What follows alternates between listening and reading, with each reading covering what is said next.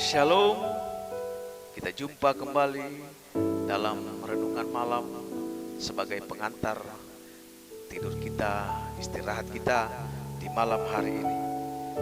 Namun sebelumnya, mari kita berdoa.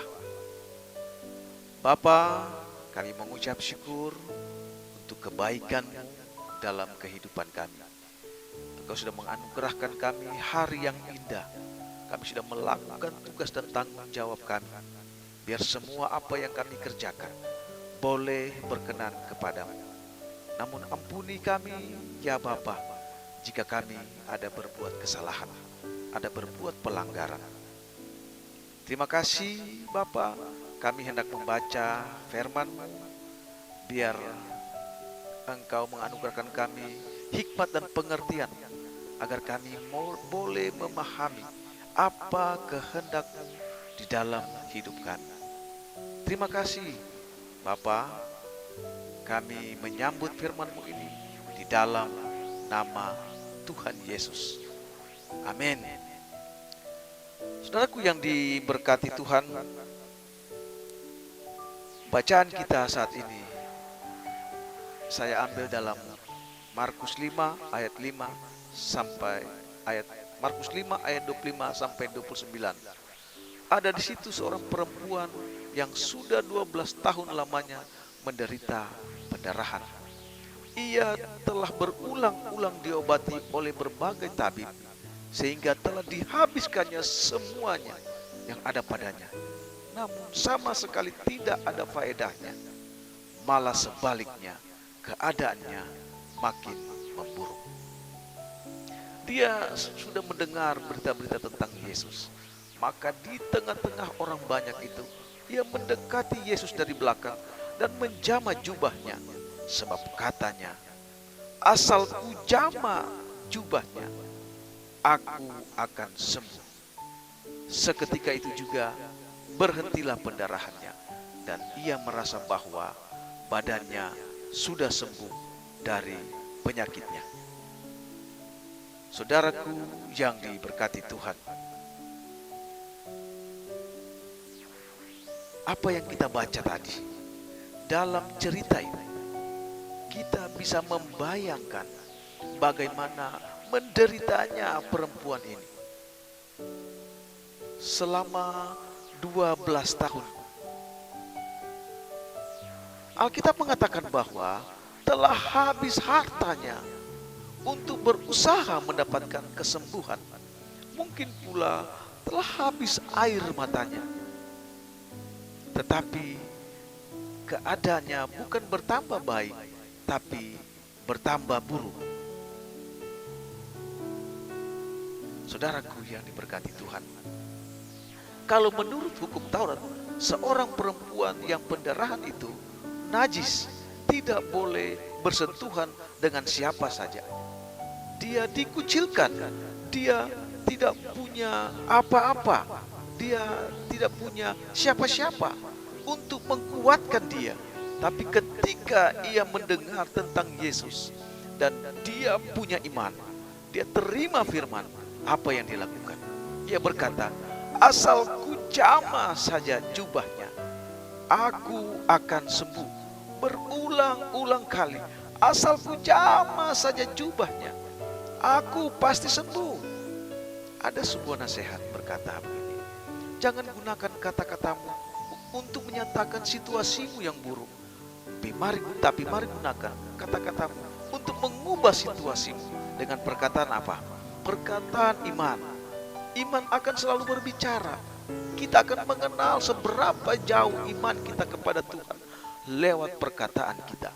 Kita berkata-kata tentang masalah, tentang kita berkata tentang yang buruk, atau kita mau berkata-kata tentang iman kita kepada Tuhan.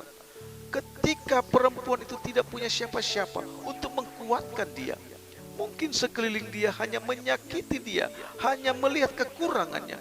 Mungkin ada yang berkata, engkau terkutuk 12 tahun. Itu bukan waktu yang singkat. Itu penderitaan yang sangat luar biasa. Boleh dikata sama seperti ketika ia jatuh di sebuah jurang dan dia tersangkut di sebuah pohon.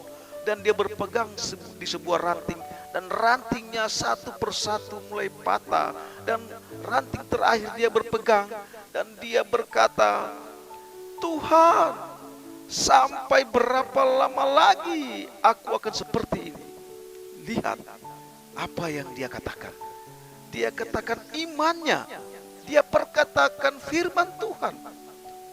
Orang yang berbahagia adalah orang yang merenungkan firman Tuhan. Berdiam diri artinya berbicaralah keras kepada diri sendiri. Ketika tidak punya siapa-siapa untuk menguatkan kita, untuk menguatkan diri kita, mari kita kuatkan diri kita sendiri. Daud pun berkata, mengapa engkau tertekan hai jiwaku? Berharaplah kepada Tuhan. Ketika ia terjepit, hendak dilempari batu oleh teman-temannya sendiri, oleh kumpulannya yang selama ini menjadi temannya, teman berjuang, teman bersama, teman berlari, teman bersembunyi. Dan orang-orang yang tadinya menjadi temannya berubah menjadi musuhnya yang hendak melemparinya. Dan apa yang dilakukan oleh Daud? Ia mengkuatkan kepercayaannya kepada Tuhan. Seperti itulah contoh bagaimana berpegang kepada janji Tuhan. Walaupun kita tidak punya apa-apa, tidak punya siapa-siapa, Tuhan melihat. Dia berkata, aku tahu segala pekerjaan, aku tahu segala kekuatanmu tidak seberapa, tapi engkau menuruti firmanku. Maka apa kata firman Tuhan? Lihatlah, aku telah membuka pintu bagimu yang tidak dapat ditutup oleh siapapun.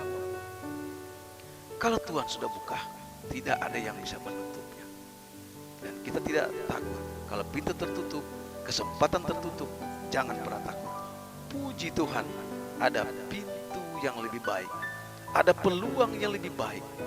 Tuhan sedang mempersiapkan kita untuk naik level yang lebih baik, naik tinggi. Dan tidak semestinya posisi duit dan lain sebagainya menjadi patokan Anda. Tapi ketika kita naik lebih tinggi dan ada di tempat di mana Tuhan melihat, dan kita memiliki perspektif ilahi, maka kita melihat segala sesuatu seperti Tuhan melihat. Maka ketika kita melihat pintu tertutup, kita tidak pernah akan takut, karena kita tahu Tuhan pegang kuncinya. Sama seperti perempuan yang pendarahan selama 12 tahun. Dia percaya ketika dia mendengar tentang Yesus, dia percaya kepada Yesus. Bahkan dengan imannya ia katakan, asalku jamah saja jubahnya, aku akan sembuh. Dan dia melangkah. Dia bukan saja hanya percaya, tapi dia melakukan imannya itu. Karena iman tanpa perbuatan adalah mati. Ketika ia mendengar Tuhan Yesus, ia melangkah dan dia akan mau memperlakukan imannya. Dan dia berangkat, dia menuju kepada sumber berkat itu, bukan kepada berkat. Marilah malam hari ini, di tengah-tengah persoalan, di tengah-tengah pergumulan kita bangkit dengan iman kita. Bukan saja dengan iman kita, tapi kita mau melakukan, mau mencari sumber berkat itu, bukan mencari berkat. Selamat malam, selamat istirahat. Tuhan Yesus memberkati kita semua. Amin.